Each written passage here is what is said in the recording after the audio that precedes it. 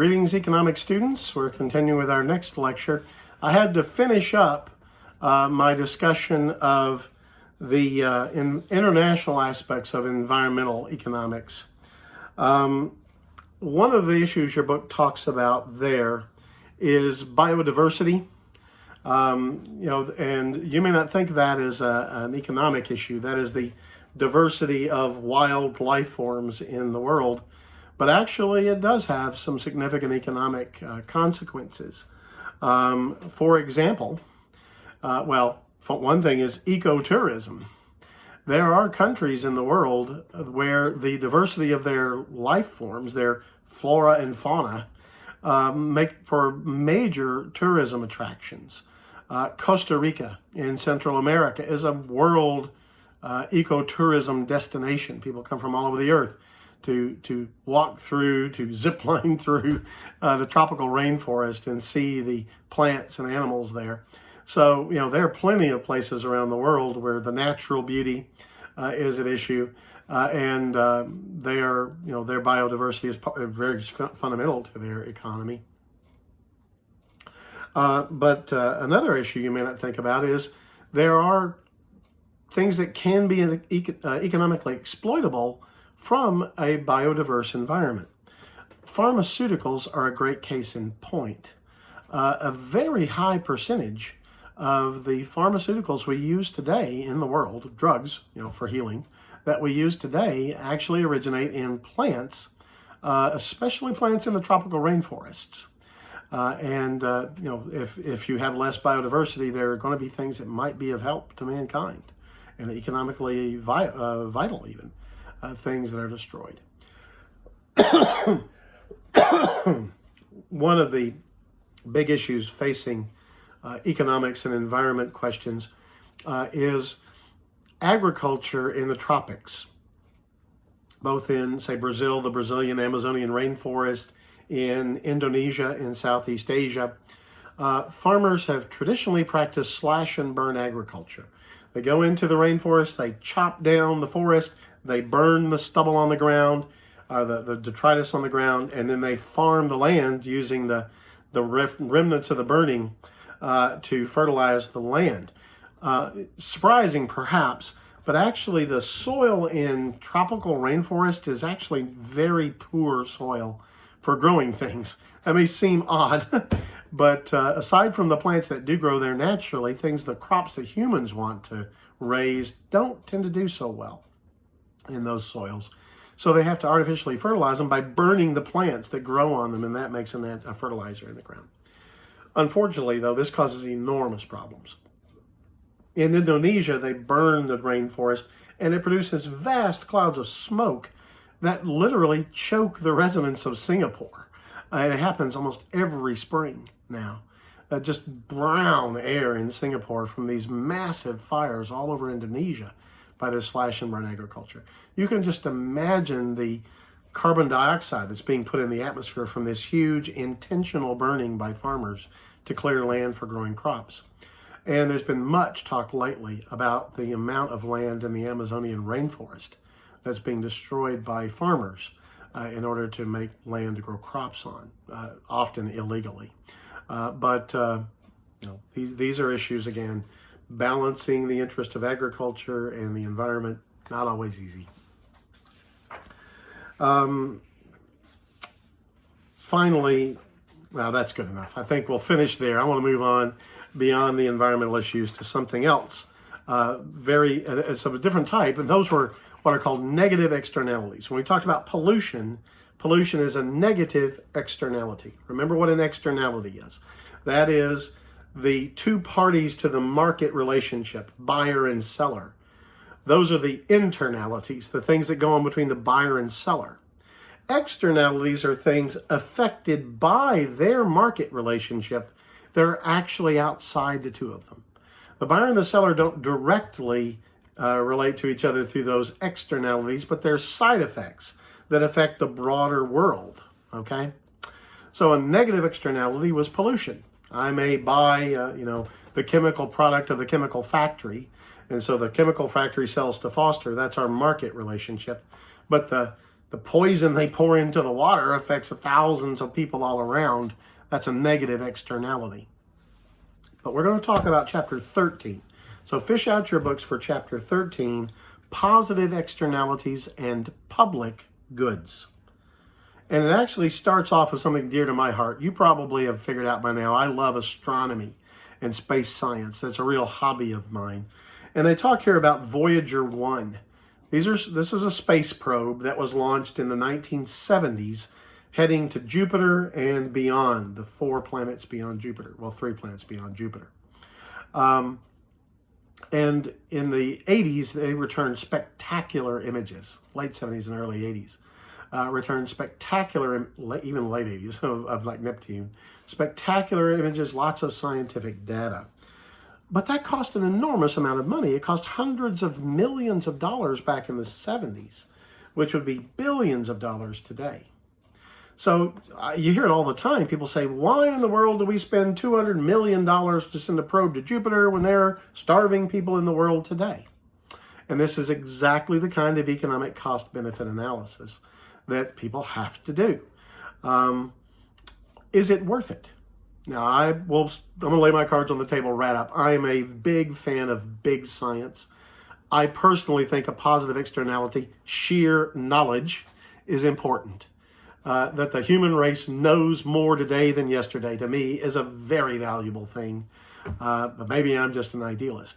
But even in sheer economic terms, the space programs of the United States have spun off enormous amounts of technology that has benefited every aspect of the economy. This iPhone I'm talking to you on right now, the personal computer you may be watching me on right now, certainly would not exist had we not gone to the moon with Apollo. I don't think there's any question. It would have taken vastly longer. But huge amounts of federal government money went into the Apollo program, and they reduced computers from the size of small buildings to computers small enough to fit in a suitcase in less than 3 years because of Apollo. And so the personal computer, it wasn't even dreamed of in 1960. And it was a reality by 1974. And it was Apollo that made that possible.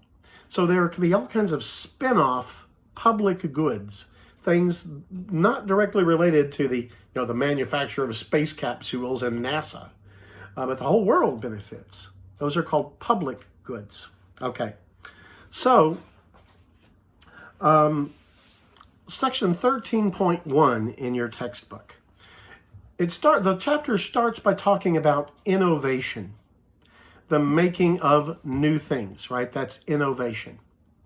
And in a market economy like ours, we depend overwhelmingly on the private sector, on private business to innovate, okay? And so, think about the airplane. The Wright brothers ran a bicycle shop in Dayton, Ohio, and they invented the airplane as individual inventors, and they marketed with their Wright Flyer Corporation the first commercial airplanes you could buy after they invented it. That's a pure example of private sector corporate innovation. The airplane, superb, right? And the list is enormous of such things. And we have as almost legendarily the great inventors, right? People who came up. Thomas Edison became a massive tycoon. He invented all those great things, but he also profited from them. Steve Jobs and Steve Wozniak, that little homebrew computer in Steve Jobs' dad's garage changed the world, right? And they made themselves billionaires many times over because of their innovation. And so we depend on the profit motive to motivate people to innovate. If I come up with a new product that people want, if I come up with an improvement on a product people presently use that makes it much better, they'll want to buy from me and I'll make money. So I'm going to innovate. I'm going to do research and development, R&D, research and development, to come up with new products that we can sell and make money in our company. And that's where a lot of innovation comes from. But there are problems. One of the problems is that a major study was done by an economist some years ago, it's talked about in your textbook, that showed that the inventors who come up with new ideas often earn only about 1/3 to 1/2 of the actual value of their invention on the open market. Why would that be? Well, I'm an individual inventor. I come up with a brilliant new idea, which I patent. The problem is I've got a patent on a brilliant idea, but I don't have money to suddenly build a big factory and manufacture it.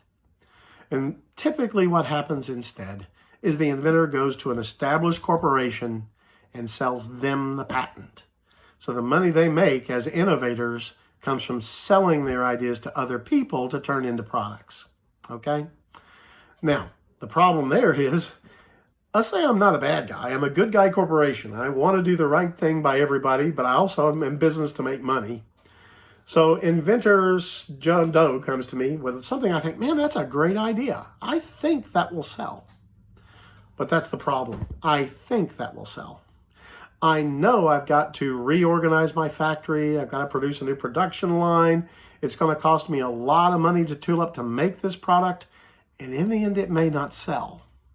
So even if I think this is a $100 million idea, I just have to, as a responsible business owner, buy the patent from the inventor for less than $100 million. I have got to buy it for maybe $20 million.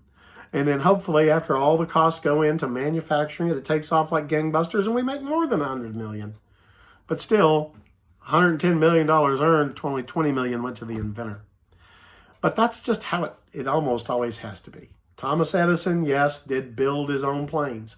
The Wright brothers, yes, they did build their own planes. And some innovators do that. Wozniak and Jobs built those Apple computers and they marketed them themselves. And they became billionaires. That's the best way to get the most value out of your invention. But it is hard to do. Now, one idea they introduced in the bottom of 13.1 is the idea of private benefits versus social benefits. Private benefits are the benefits of a market transaction between the two, the buyer-seller, right? I buy, a pizza from you. The private benefit to me is I get to enjoy a tasty pizza. The private benefit to you is another $15 in the till of your cash register. But there are many transactions which also have social benefits as well. I get paid to teach you at Gracewood Academy. Your parents pay Gracewood Academy to have me teach you. That's the private benefit each way. You get education, I get a paycheck. But there's a social benefit as well. The world, America, gets educated people for the future.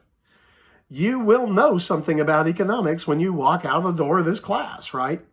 You are going to be better suited as a business person, or at least better suited as a citizen. You're going to learn things in this class, which when you get to vote, you'll think about when you're walking in the voting booth. You'll think about the economic policies of the candidates, things we talked about in our class together. Now, that's not directly monetarily money in your pocket. It's something that benefits America to have educated people. Make sense? That's the social benefit. The private benefits, the money in my pocket for teaching you, and your parents get some education crammed into your head. And so that's good, and hopefully that'll help you down the road. But America's better off because we have an educated population.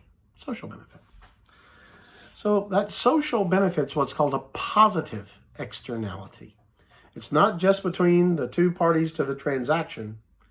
That's an internality. An externality is the effect on the broader world. Positive externality. Okay, I think I'll stop this lecture there because I'm trying to keep these things under 15 minutes. It takes a long time to load them onto YouTube, by the way. Usually longer than to record them. So this might take 25 minutes to get uploaded. But anyway, I'll see you again in the next lecture. We will continue with chapter 13. Pax.